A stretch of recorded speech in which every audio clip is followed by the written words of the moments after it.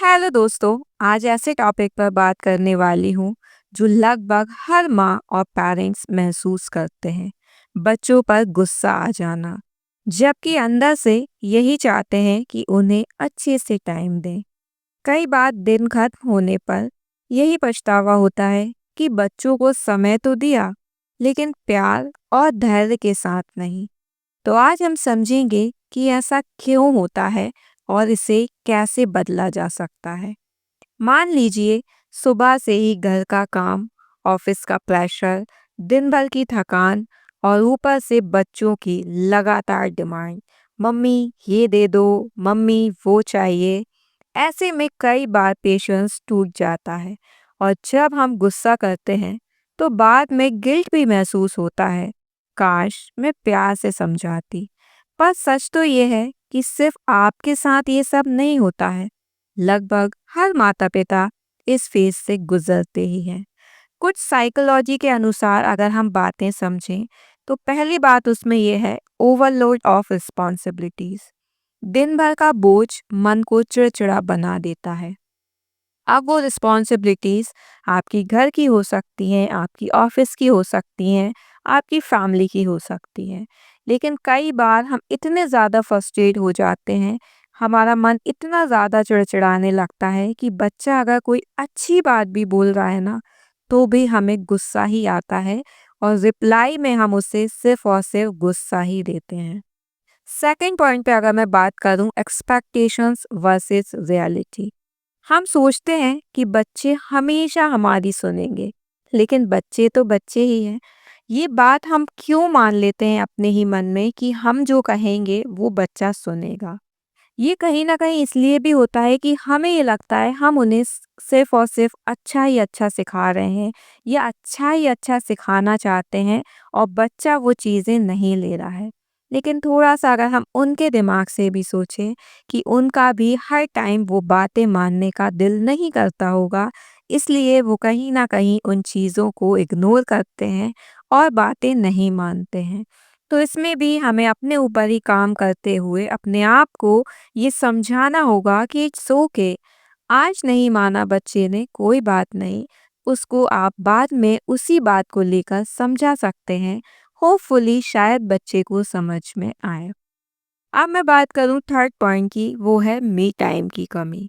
और ये तो सीरियसली कहीं भी होता ही नहीं है, क्योंकि हम घर के कामों में इतने ज़्यादा अपने आप को इन्वॉल्व कर लेते हैं ना, मी टाइम का हम कोई महत्व समझते ही नहीं है।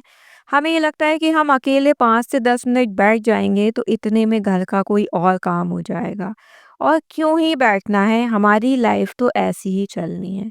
ये अक्सर विचार जब डेवलप होते हैं ना, तो हम मी टाइम से कोसों दूर पहुंच जाते हैं।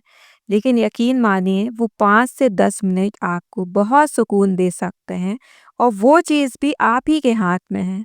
आप चाहें तो शुरू से 5 से 10 मिनट से शुरू करें, धीरे धीरे उस टाइम को बढ़ा सकते हैं। और अगर आप उसमें कुछ काम कर भी रहे हैं, जैसे सपोज़ अगर आप चाय पी रहे हैं या सब्जी काट रहे हैं या कोई ऐसा काम कर रहे हैं, तो अपना दिमाग थोड़ा-सा अपने लिए भी यूज़ कर सकते हैं, अपने आप के लिए यूज़ कर सकते हैं। ये ज़रूरी नहीं है कि आप सिर्फ़ और सिर्फ़ उसी में पूरा मन लगाएँ। जैसे अगर आप चाय पी रहे हैं, तो आप सिप-सिप पे ही ध्यान लगाएँ, या कोई और आप चले गए हों, कोई और विचार में आप खो गए हों, ऐसा नहीं करना है।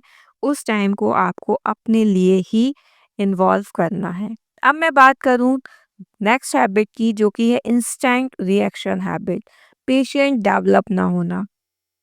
या जब हम माँ नहीं होते ना, तब हमें ये चीज़ें समझ में नहीं आती। लेकिन जब एक औरत माँ बन जाती है तो उसे समझ में आती है कि पेशेंस किस नाम की चीज़ होती है।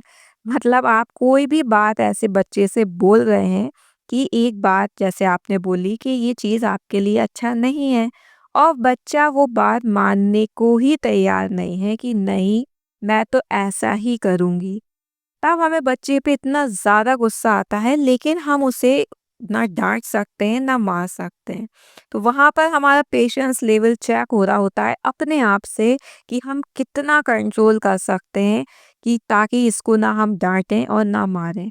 बट कभी कभी ये चीज़ें नहीं हो पाती हैं। और इंस्टेंट रिएक्शन हैबिट मतलब तुरंत अगर बच्चे ने मना करा कि हाँ मैं तो करूँगा, और आपने तुरंत उसमें एक चांटा दिया या तुरंत आपने कोई ऐसे वर्ड्स यूज़ करे, तो वो चीज़ें आप उस टाइम तो कर देते हो लेकिन बाद में आपको बहुत ज़्यादा गिल्ट फील कराती हैं यही चीज़ें।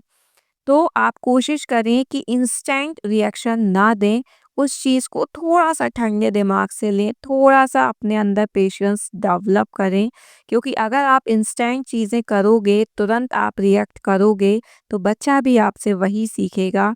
और अगर आपसे ये चीज़ें वो सीख गया, तो उसे जो आप मना करोगे ना, तो इंस्टेंट में वो वही करेगा जिस चीज़ के लिए आप मना कर रहे हैं।